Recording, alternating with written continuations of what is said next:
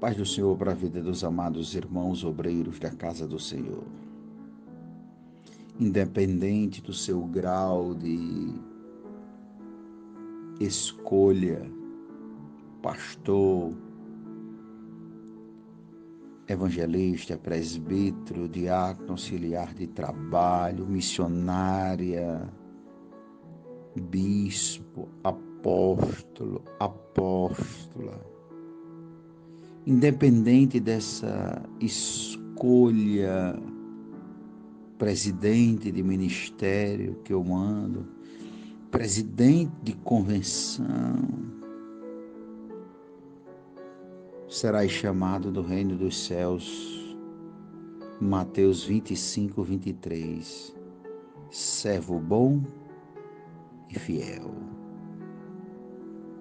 E Jesus veio para servir e não para ser servido.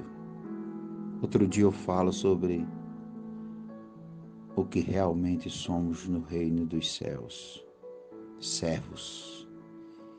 E quem quiser ser o maior nesta terra, quem quiser ser o maior no reino dos céus, seja o menor nesta terra. A Bíblia hoje irá nos falar do homem chamado Neemias. Capítulo 6, verso 3, a paraxá, a leitura de hoje, Neemias. Os inimigos conspiram contra Neemias. Neemias capítulo 6, verso 3. E enviou-lhe mensageiro a dizer: estou fazendo uma grande obra, de modo que não poderei descer, porque cessaria esta obra enquanto eu deixasse e fosse ter convosco. O livro de Neemias é um dos livros mais fantásticos da Bíblia, porque Neemias resolve fazer algo que ninguém queria fazer. No canon hebraico, canon quer dizer livro, o livro de Neemias está atrelado ao livro de Esdras, que outra hora falamos sobre Esdras. Enquanto Neemias reconstruiu os muros, Esdras organizava o culto ao Senhor. E no capítulo 1, que é a história onde começa o livro de Neemias, ele era filho de Acalias e ele estava na cidadela de Suzã, capital do Império Persa. E veio Anani, um dos seus irmãos, e ele perguntou: como estão os que restaram de Judá? E no versículo 3, primeiro 3, os que restaram foram levados para o cativeiro. Lá na província estão em grande miséria e desprezo.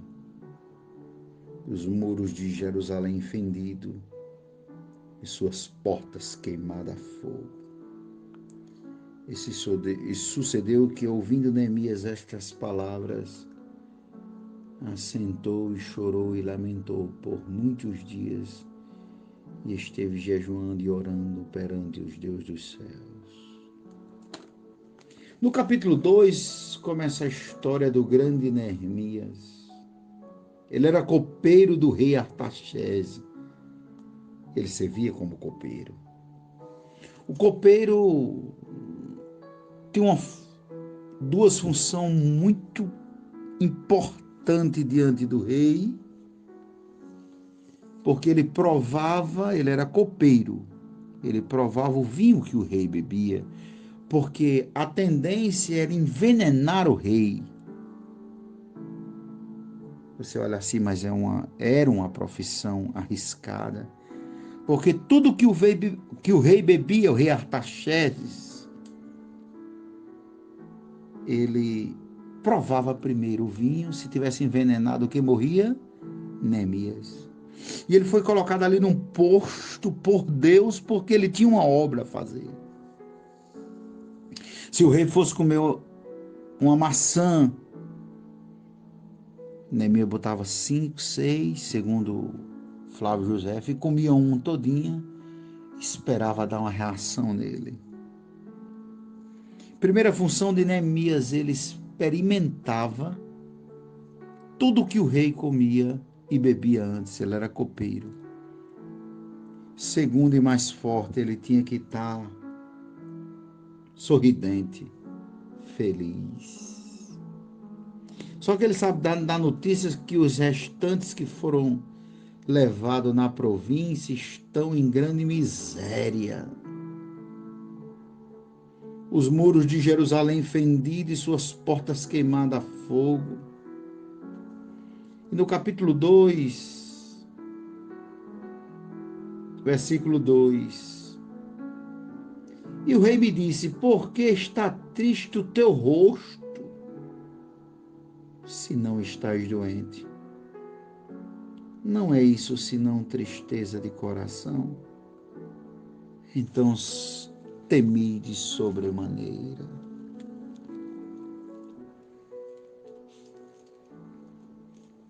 Neemias estava triste porque já tinha havido 2 cativos.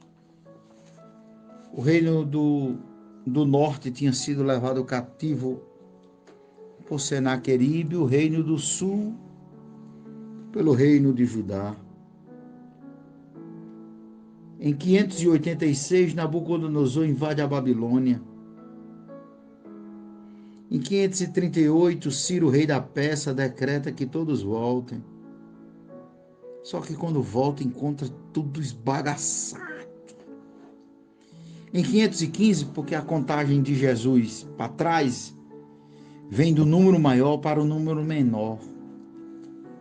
No ano de 1515, a construção do templo é concluída. Em 486, Assuero, ou rei Artaxerxes, se torna o rei da Pérsia. Ele toma o reinado de Ciro. Em 464, o rei da Pérsia, Artaxerxes, se torna rei também em todo o território. Em 558, Esdras volta para Jerusalém. Esdras volta primeiro. Em 444, Neemias vai para Jerusalém. É aqui onde acontece que o rei dá carta a ele para ele cruzar todo o império persa e ordem para reconstruir os muros. Em 443, a reconstrução dos muros é concluída. O reinado de Xerxes, Artaxerxes, ou Xerxes, né?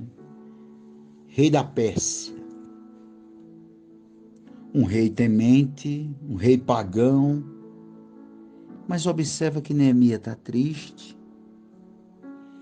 E é uma tristeza que nunca ele tinha se apresentado diante do rei.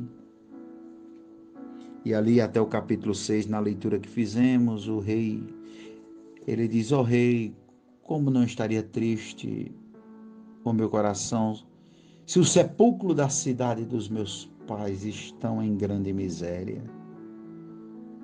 Neemias se compadece com a miséria dos irmãos, a fome, tinha passado pelo cativeiro da Babilônia, a tribo de Judá. Jerusalém estava na tribo de Judá. Neemias era também da tribo de Judá. E o rei disse: não, então quer voltar para sua terra? Eu lhe dou uma carta, você passa pelos reinados, você passa pelas minhas terras, apresenta a carta. E o que é que você vai fazer lá? Ele disse: eu vou reconstruir os muros de Jerusalém.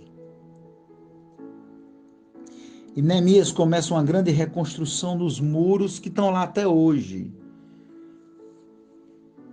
Jerusalém, a antiga Salém do rei Melquisedeque. Melquisedeque Gênesis 14 encontra com Abraão e a Bíblia diz: Melquisedeque, rei de Salém. Salém já existia há muitos anos. E Neemias agora vai começar o muro.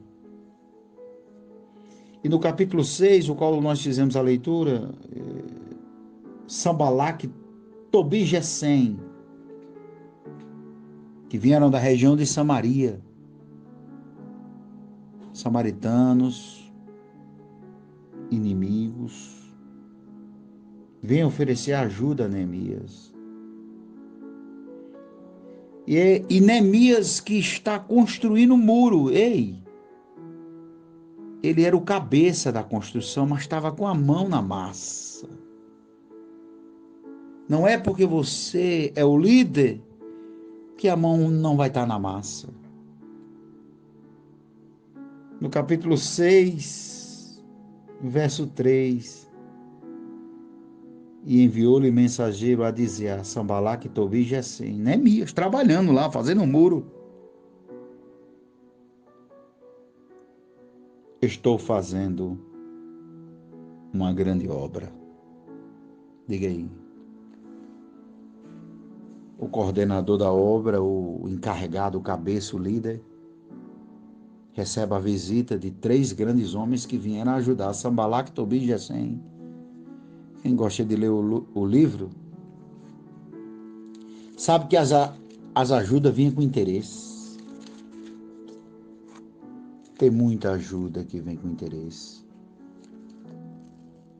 Tem muita ajuda. A cidadela de Suzã, até Jerusalém, até onde ele volta, era muito distante, mais de 2.000 quilômetros.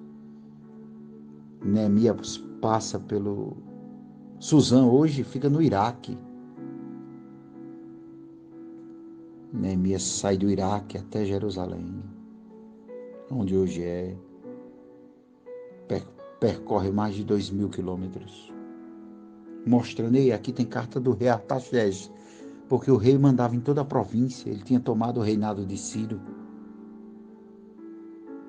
Daniel prosperou até o reinado de Ciro. Daniel já tinha morrido nesse tempo, já tinha passado. Ele prosperou até o reinado de Ciro e viu o decreto que Ciro voltou, mandou que os judeus voltassem para Jerusalém.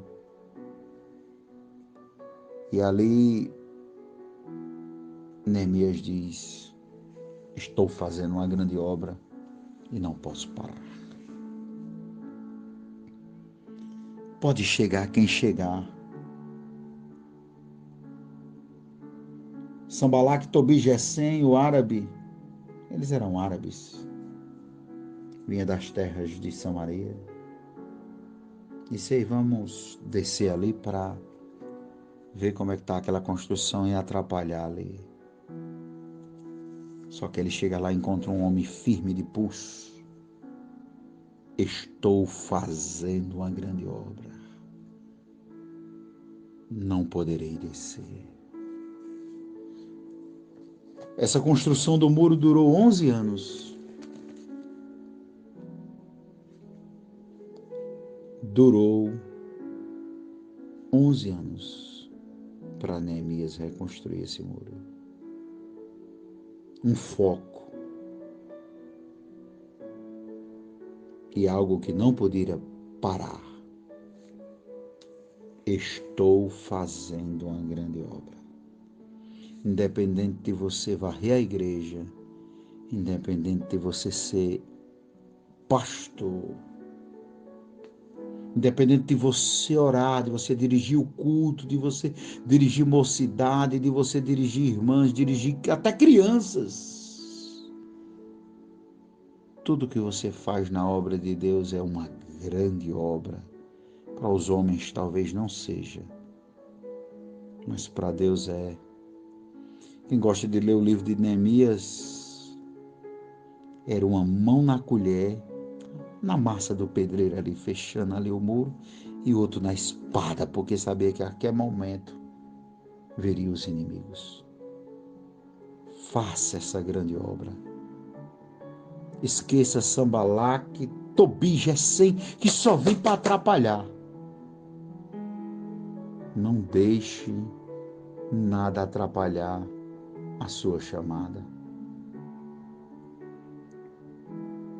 E Deus é contigo, Neemias. Quando lhe chamar, diga: estou fazendo uma grande obra. A paraxá de hoje, Pastor Gilmário, a reconstrução dos muros sobre a liderança do grande Neemias.